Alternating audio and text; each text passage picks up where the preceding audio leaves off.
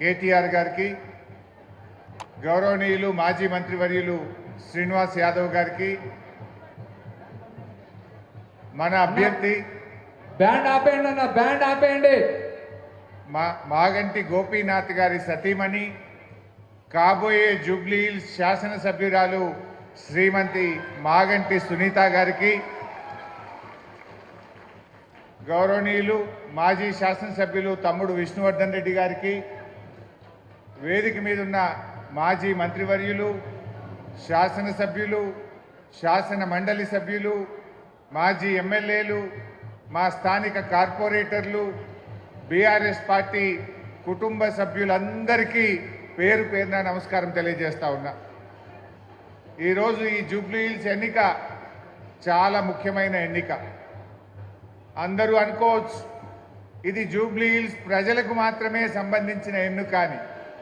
కానీ ఈరోజు రాష్ట్ర ప్రజలు, యావత్ తెలంగాణ ప్రజలు జూబ్లీ హిల్స్ కార్యకర్తల వైపు, జూబ్లీ హిల్స్ ప్రజల వైపు చూస్తూ ఉన్నారు. ఎందుకంటే రేవంత్ రెడ్డి గారి ప్రభుత్వం ఎన్నికల ముందు 6 గ్యారెంటీలు అమలు చేస్తాం, 100 రోజుల్లో అమలు చేస్తాం అని బాండ్ పేపర్లు రాసిచ్చారు, ప్రామిసరీ నోట్లు రాసిచ్చారు, ఇంటింటికి బాండ్ పేపర్లు పంపి భద్రంగా పెట్టుకోండి అన్నారు. ఇప్పుడు 100 రోజులు కాదు, 700 రోజులు అయిపోయింది. కానీ రేవంత్ రెడ్డి సపోర్ట్ చేస్తలేడు. అందుకే రాష్ట్ర ప్రజలు ఏమనుకుంటున్నారు, రేవంత్ రెడ్డికి జూబ్లీ హిల్స్ లో సురుకు తలగాలి, కాంగ్రెస్ పార్టీ చిత్తుగా ఓడితే రేవంత్ రెడ్డికి కనునిప్పు కలుగుతుంది అని చెప్పి ఇలా రాష్ట్ర ప్రజలు భావిస్తూ ఉన్నారు.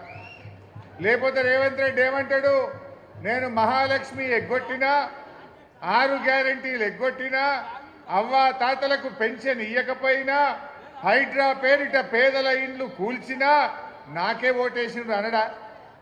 మరి రేపు ఇవన్నీ ఆగాలంటే, అవ్వా తాతలకు 4000 పెన్షన్ రావాలన్నా, మా అక్క చెల్లెలకు మహాలక్ష్మి రావాలన్నా, నిరుద్యోగ యువతకు ఉద్యోగాలు రావాలన్నా, నిరుద్యోగ భృతి దక్కాలన్నా, విద్యార్థి భరోసా కార్డు రావాలన్నా, హైడ్రా ఆగాలన్నా మన బీఆర్ఎస్ పార్టీ గెలవాల్సిన అవసరం ఉంది, మాగంటి సునీత గారు గెలవాల్సిన అవసరం ఉంది. ఎందుకంటే రేవంత్ రెడ్డి ఏం చేసిండో మీ అందరికీ తెలుసు.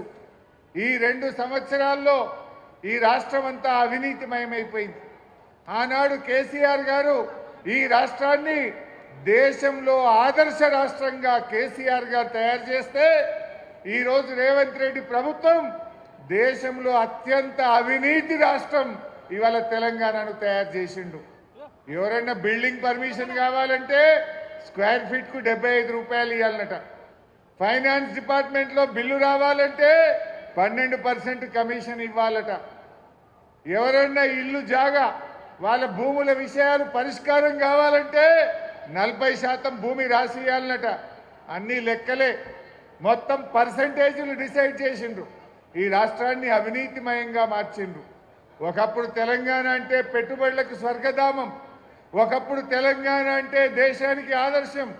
ఒకప్పుడు కేసీఆర్ గారు తెలంగాణలో ఏ పథకం ప్రారంభిస్తే దేశం మొత్తం కూడా ఆ పథకాలు అమలయ్యేటువంటి పరిస్థితి ఉండే. ఒక రాష్ట్రం ఎట్లుండాలంటే తెలంగాణ లెక్క ఉండాలని కేసీఆర్ తయారు చేసిండు. ఒక రాష్ట్రం ఎట్లా ఉండకూడదు, ఒక ముఖ్యమంత్రి ఏ రకంగా ఉండకూడదు అంటే అది రేవంత్ రెడ్డి లెక్క ఉండకూడదు అని చెప్పి ఇవాళ దేశం మాట్లాడుకునే పరిస్థితి. ఆనాడు రేవంత్ రెడ్డి గారు ఎన్నికల ముందు అనేక మాటలు చెప్పాడు, చాలా హామీలు ఇచ్చాడు. గాంధీ టోపీలు పెట్టుకొని బాండ్ పేపర్లు పంచి ప్రజల్ని నమ్మబలికే ప్రయత్నం చేసినారు. కానీ ఇవాళ ఆ మాట ఎత్తలేరు. రేపు జూబ్లీ హిల్స్ లో మనం కాంగ్రెస్ పార్టీని ఓడించడం ద్వారా మాత్రమే 6 గ్యారెంటీలు అమలయ్యేటువంటి అవకాశం ఉంటుంది. ఇవాళ हमारे मुसलमान बहना है, भाइयों हैं, हिंदू भाई भी हैं. आपके बस्ती दवाखाना का आज क्या हाल हुआ?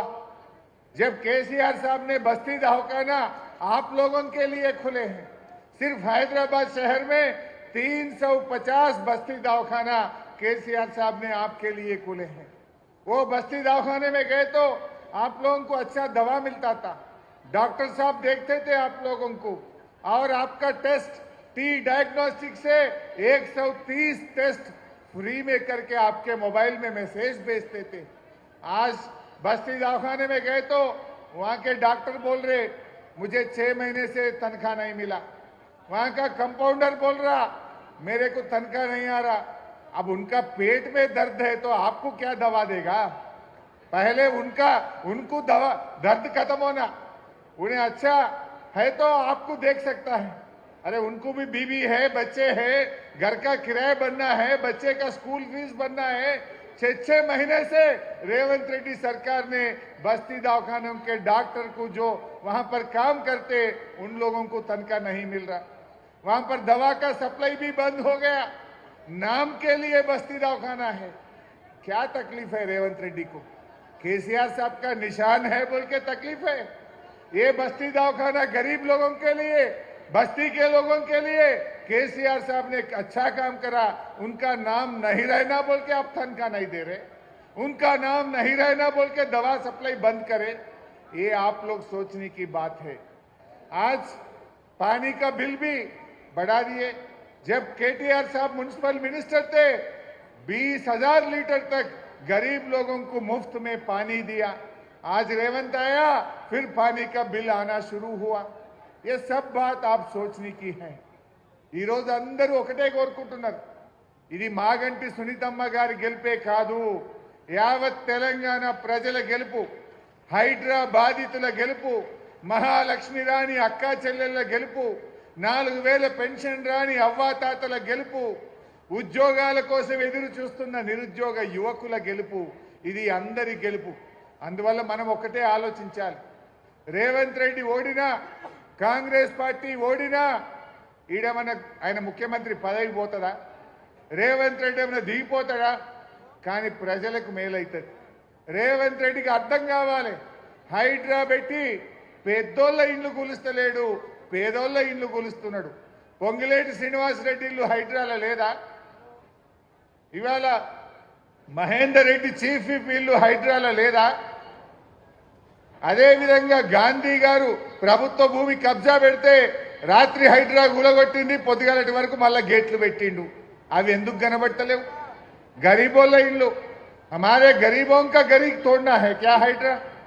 ये हाइड्रा खत्म होना है, कांग्रेस को हराना है। हाइड्रा बंद होना है, मागंटी सुनीतम्मा को जिताना है। नहीं तो क्या बोलता हूं मैं, घरा थोड़े तो भी कांग्रेस को वोट डाले और थोड़ तुम बोलता। जुबली हिल्स में जितने भी बस्ती हैं वहां फिर इलेक्शन होने के बाद अगर से कांग्रेस जीते तो बुलडोजर आपके गली में आ जाएगा। बुलडोजर नहीं आना है, घर नहीं तोड़ना।